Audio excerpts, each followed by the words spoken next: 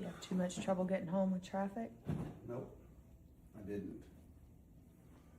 I did not.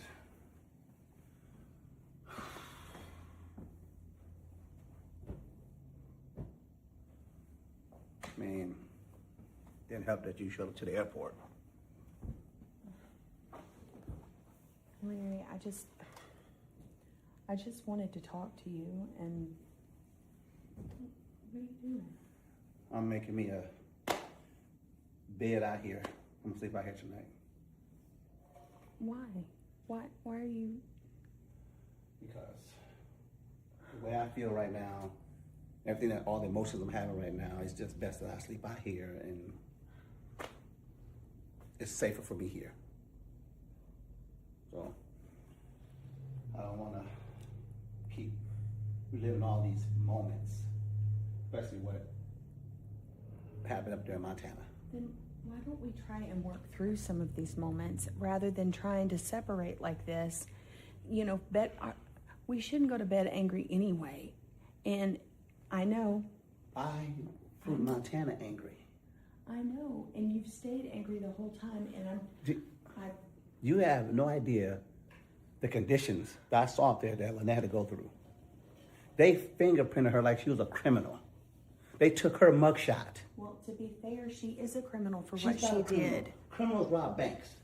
They steal. And they beat people up, and she beat me up. That's not a criminal act. That's assault.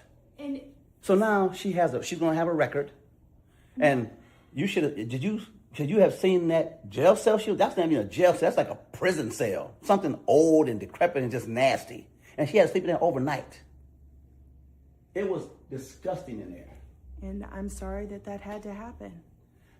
I tried to stop it. I don't know how many times I have to tell you I've tried to do what I could to stop that from happening. But it still happened. No matter if you tried to stop it or not. You're right. It still happened. It did. And I do feel bad that she had to do that. How bad do you really feel? Larry, you know that we've been fighting nonstop for a very long time. Yeah. And this... Why? Who is the catalyst for a lot of the fights we have? And every time I try not to be a catalyst, you keep doing things like this, and you keep blaming me for things that I'm trying not to allow to happen. I keep doing things like what? Trying to hold you accountable for the stuff you did? You know, Larry, you going up there and bailing her out and saying that it felt like a prison cell and all that, you act like you were there in the moment, in the cell with her. I was in the moment. I was in the moment watching her and everything she had to go through. But you saw the cell? You were there with her? She told me about it. I don't have to see it. Well, I mean, I'm just asking. The jail. I'm just asking. That's not like Atlanta jail. You don't have to yell. I'm not yelling. You asked me to talk to you. This is how I'm talking. My voice is carrying because I'm pissed off. And this is how I talk when I'm pissed off. You should know that by now. But you keep talking about, in the past you said your PTSD is on high alert and everything, but you keep allowing that to keep flaring up. How? I don't allow anything, Bethany. But you allow it. Your emotions are so high. Yes. I've been trying to be as calm as I can so that I'm not triggering you. But see, it's not I you. tried to stop the issue. No. I tried to make Dad call and your dad. This guy. Well, I got choice words for him. I understand. So that. you saying my PTSD, if you know what happens why my PTSD acts the way it acts, because of things like this. Mary, I have PTSD too from things that have happened to me Really? in the past. I do. That's not PTSD. I got PTSD from war situations and stuff like that. It's Totally different. It is different, but it's still So you can't compare your stuff to mine. Can. You I can't. can. You can't, because I have to go and see psychiatrists and VA stuff for this. You don't. And it still doesn't make it any better. But understand this.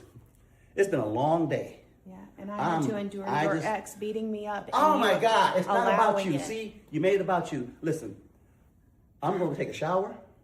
I'm going to come back here, lay on the couch, and try to get some peaceful sleep. That's what I'm going to do. And I'll unpack that stuff tomorrow.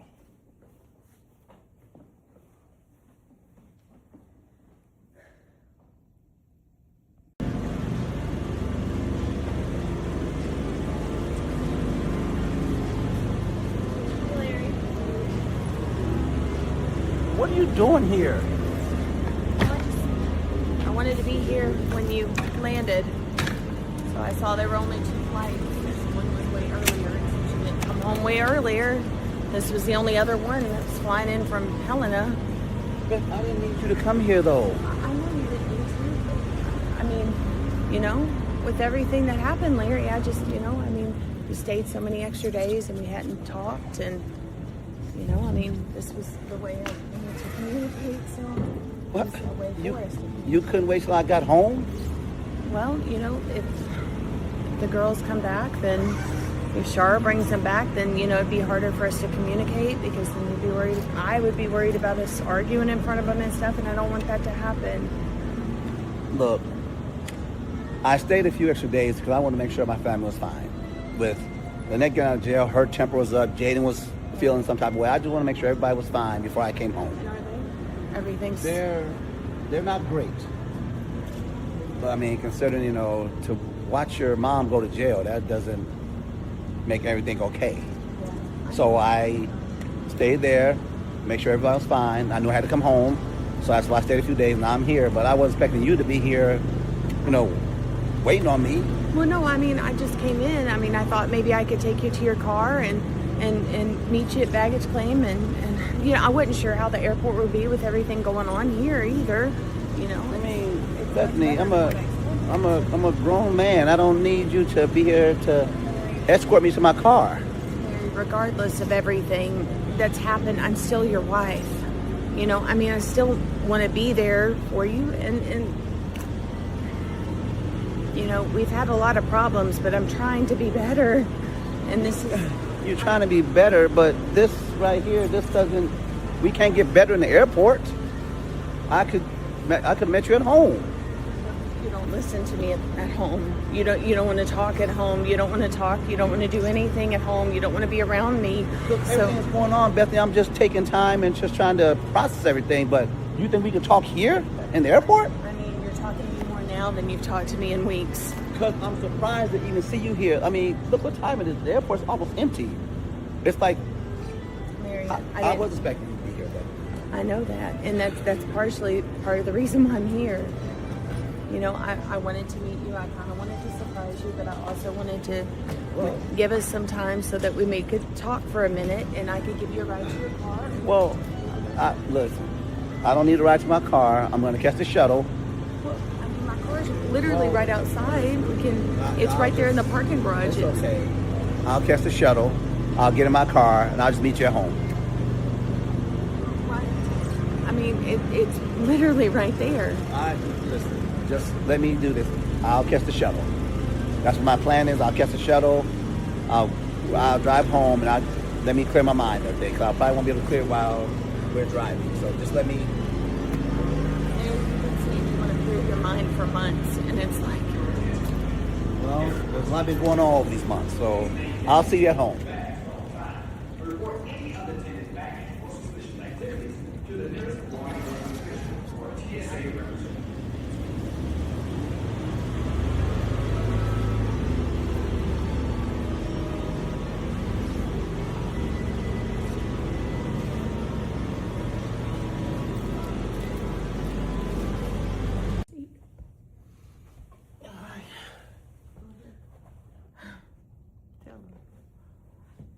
I was just telling Mom, you know, Larry's supposed to come back sometime tonight, Dad, and all this stuff.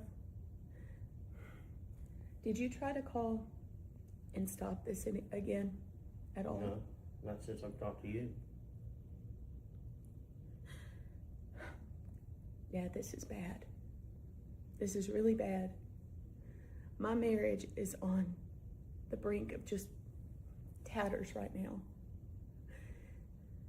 And you calling and doing this, and it feels like it was behind my back.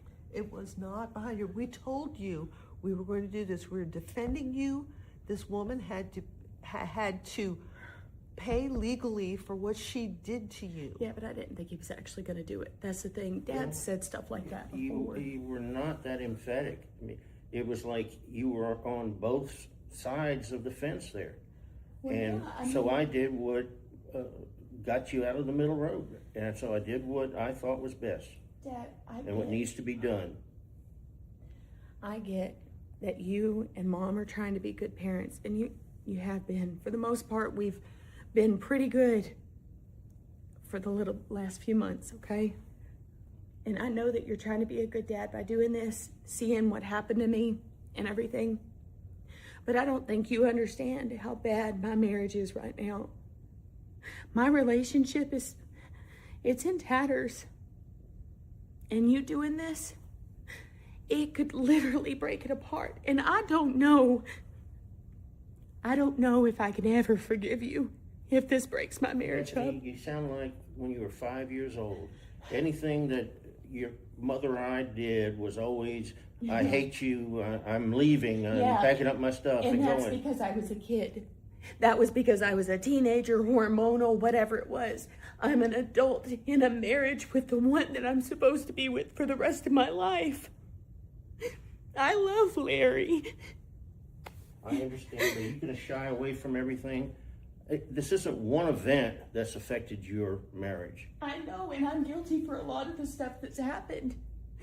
But the problem is, Dad, you doing this, and then me trying to stop it and not being able to. This is really bad. Well, you can't live your life for other people. I know you want to save that relationship with Larry, but if all it takes is to dismiss this and your marriage is fine, well, that would be one thing, but that's not going to happen. Whether you go through with it or not, it's not going to happen. Well, I got to figure out something because my marriage has to be saved because he and me not being together, I can't survive that. But if you and he can't talk about things, then it's over. And this is one of those things, this is, it's not always a smooth road. I know that. I know that. There's always going to be hills and valleys. I get that. That's that, counselor BS stuff. I get it. I know. It's not Please. BS. I know. I get it. But there's so much that has happened. And this is just the icing on the cake that he needs to just write it off and to write me off. And I can't. I don't know how much more I can take. Well, you're hanging by a thread on your marriage. And if this is all it's going to take to end your marriage. Well, Dad, you but two you're are the just one not that communicating. did this to me in my marriage. I didn't do anything to you. I did what we told you we were going to do when we were there at the office. And you were non-committal. In fact, you tacitly agreed to it. No, I didn't know that you were really going to follow through, and you knew I was on the fence of whether or not I wanted to do it. And that's why we said something to you. We were both together with you. At that point, you should have said, no, I don't want to do anything. I absolutely don't. But instead, I'm thinking about it. I'm going back and forth, back and forth. Being indecisive is the worst thing in the world. My marriage has me in my head. My stepdaughter, my niece that lives here has me in my head. Everything has me in my head because of everything that's happened. I understand.